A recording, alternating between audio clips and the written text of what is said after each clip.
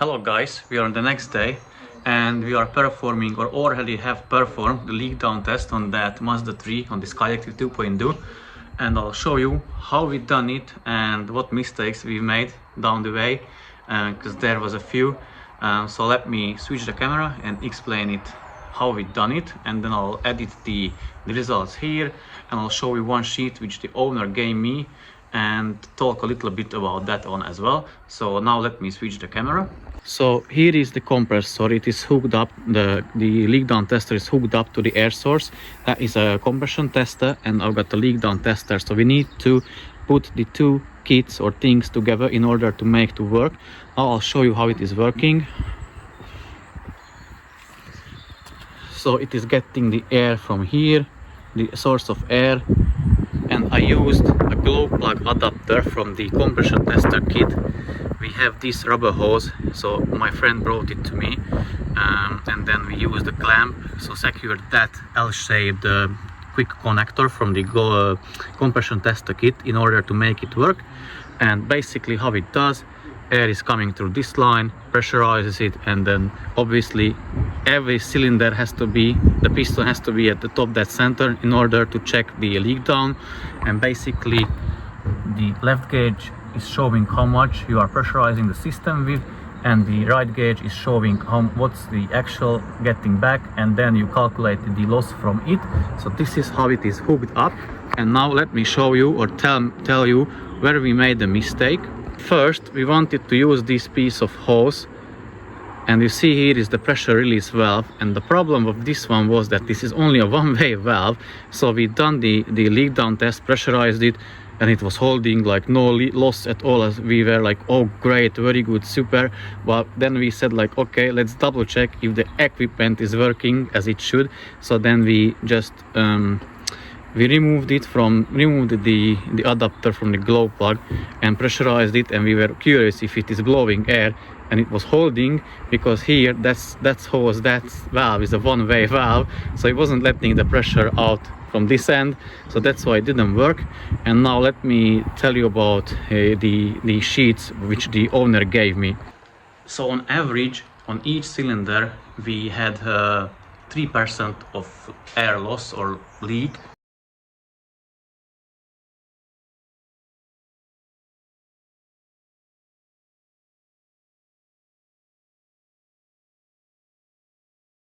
If you will, that way.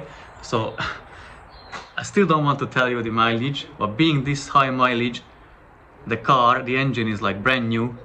And let me show you the values, like how to read the values from the gauge, and I'll show you that sheet which I promised. So here is the list or the table, how much it is in percentages.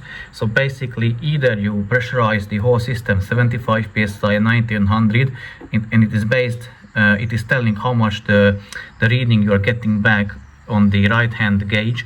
Then it is showing down the bottom line the loss of in percentages. What is acceptable the most is 15%, but then it's quite bad.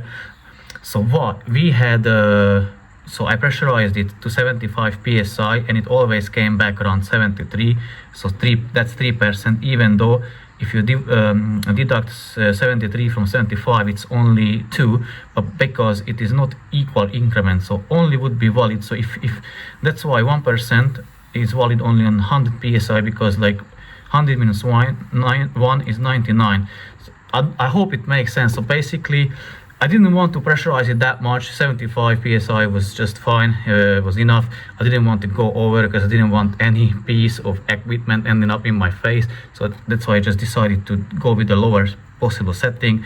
So I pressurized every cylinder 75 psi, and it returned around 73.2 psi. So that's 3.5%. And now let me show you that sheet. So here is what the owner gave me. I don't want to show the top part because he's got the personal information there.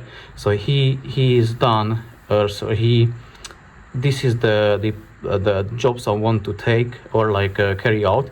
And if you have a look at the second point, he wants the leak down test, and he said it was done in Mazda, and they had like this much of a leak down, which I think they may be an error, a clerical error or something, because I don't I haven't seen those tests on a paper, so I'm just reading them here, and it is 35, 45, 35, 60, which is way too off. I think it is rather 3.5, 4.5, 3.5, and 6.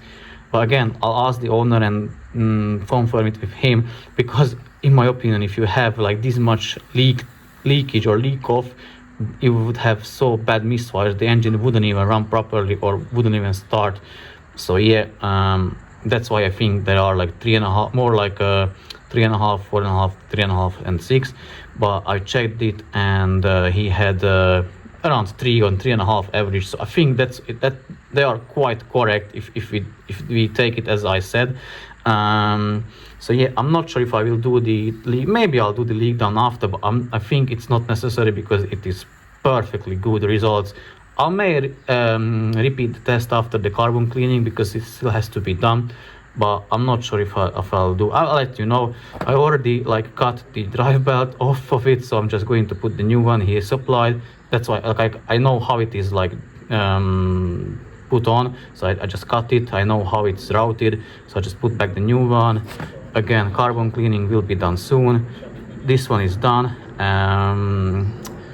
and I won't change the tensioner because it costed him freaky nearly 300 pounds for the OEM part, which I'll show you, so he can still return it. There's no point changing it, or even if you change it, don't go with the OEM one. Absolutely no point or necessity for that one. Yeah, and I'll try to check and show you the compression result what he had, and that's let me show you why he has like a perfect engine, like a mint condition engine. Okay, so he's done a chart of it as well, and here is like a list of a table. So basically from cylinder 1 to cylinder 4, and these one the lines are meaning of the crank, how many times it cranked before it reached that number. So basically, as you can see, here is the Mazda minimum, which says it should be minimum. It is in PSI, and the standard what you should have, its ideal is 327. And if you look at the bottom numbers of each cylinder here, 340, 340, 350, 360. So I'll do a compression test as well myself because I'm curious of the readings, but these are pretty impressive number. And later on I'll show you this whole sheet, like what the owner, like how meticulous and thorough he is, because you have to see this, guys. I hope he won't mind it, but you have to see this I don't know, like he's, I would say, a textbook example of a perfect owner of any car. We will carry out the carbon cleaning, and then I'll show you the results of the carbon cleaning probably in the next video.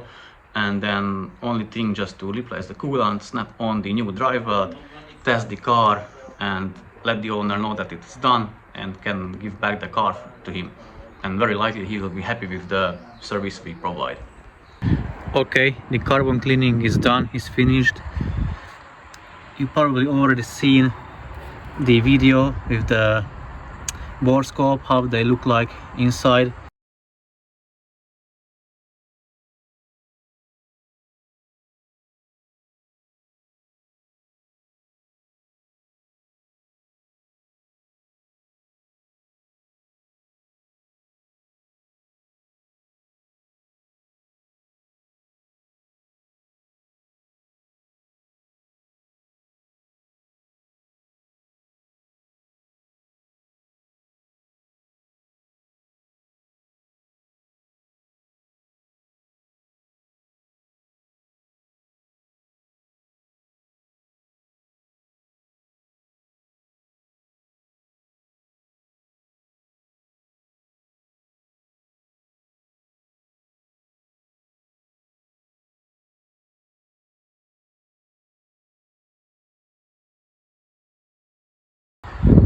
So yeah, the surface is touched up, the parts are cleaned.